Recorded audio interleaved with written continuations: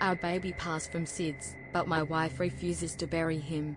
How do I help her accept his death? The baby died 4 days ago. For context, we live in a small town. It's remote, and we like it that way. Gives us privacy. My wife didn't grow up here. She moved from up north, and never talks about her life from before all that much. I've gathered enough to know she has a sister, but is estranged from her family, and that she never really felt like she belonged anywhere until she met me. Our little family is everything to her. She said she just wanted to hold him a little longer, for an hour, then for the rest of the evening, then through the night. Now it's been 4 days, and she's barely set his tiny body down. When she isn't rocking him, she's praying, soft words muttered to the Lord under her breath. When my wife first moved here, she brought snacks and stayed after the church service for coffee and chit-chat. That's how she and I got to know one another. She said it was different than the church she grew up with. Less strict. Ours is a Unitarian church that's welcoming to everybody. There's even a Buddhist who shows up just to socialize and sometimes leads a yoga group outside when the weather is nice. But tomorrow is the first service since our baby's passing, and I don't want to field all those looks of sympathy and kind words and hugs. I do need advice though, because you see, my wife has decided that if she prays enough, a miracle will restore our baby to life. She reminded me how last winter a frozen cat was thawed out and revived. One of our neighbors had a litter of puppies with one stillborn,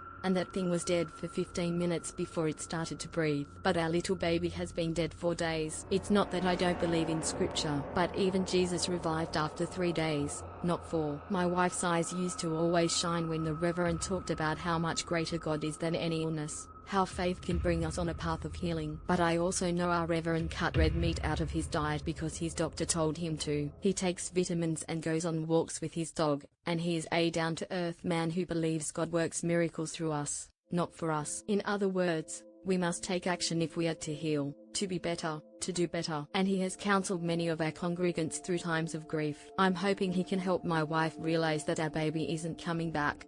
After the Reverend paid us a visit and offered his condolences, my wife flew into a rage at him and ordered him out of our house. Afterwards, she declared to me, "That man is a disgrace to the church. I should have known he was a fraud from the start." "What are you talking about?" I asked. "Your church is a joke. They do yoga, Frank. They let Buddhists in." "I thought you liked amateur." "I do like yoga." She relented. "But she shouldn't be doing it at church. It's supposedly a very spiritual practice." "There's no spirituality there, with Reverend Atheist in charge. If he really believed, why wouldn't he pray with me for a miracle to restore our baby? Why did he tell me our baby's not coming back?" She burst into tears. What could I do? She would not brook even the possibility that our baby was gone forever. And after she collected herself, she told me she was going to pray. She moved our baby's body up to the attic. She has a room up there, a room that's hers and that I don't go in. Every woman needs a room of her own. And when she first moved in with me, almost all her worldly possessions could fit inside one small travel trunk. She brought it in there and claimed that as her space. She used to say it was just her and God up there. Now,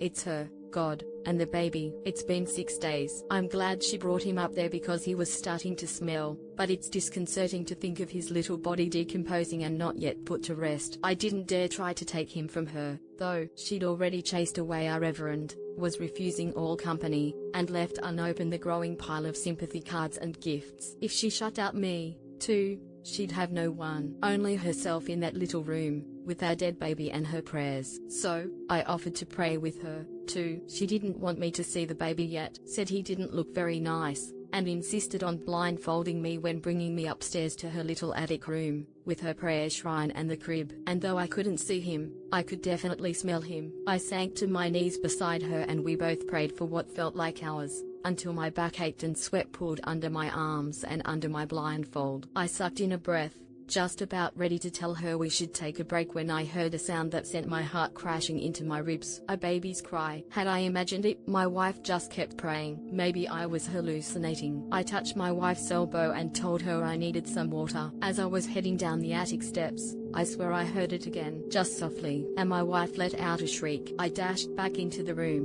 where I found her cradling a small swaddled bundle, her face beaming with joy. "Here he is," she cooed. "Our son." She passed me the bundle. He was so long dead that his skin was discolored and putrid in his swaddling. But then his dead little baby mouth opened, and he softly warbled. I nearly dropped him, but my wife caught him, barely noticing my clumsiness as she lifted her shirt to let him latch. As soon as he did, she gave a cry of pain, but she wouldn't let me take him, insisting he had to eat. Only afterward did she give him to me, his face bloody. "Hold him while I go prepare bottles," she said. I looked down at our baby, his small blue lips wet with blood and milk. A miracle. While my wife was preparing more food for him, blood or milk, I laid him down in his crib. This strange and horrifying miracle. He seemed alert, his dead eyes, watching mine, never blinked. I knelt by the altar, intending to beg God to do whatever this was and take him back, but as I looked at the altar closely for the first time, what I saw chilled me to my very bones. It was decorated with words and symbols in a language that was definitely not Latin and that I could not read,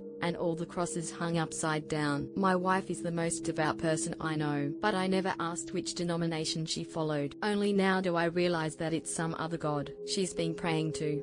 And apparently he granted her miracle.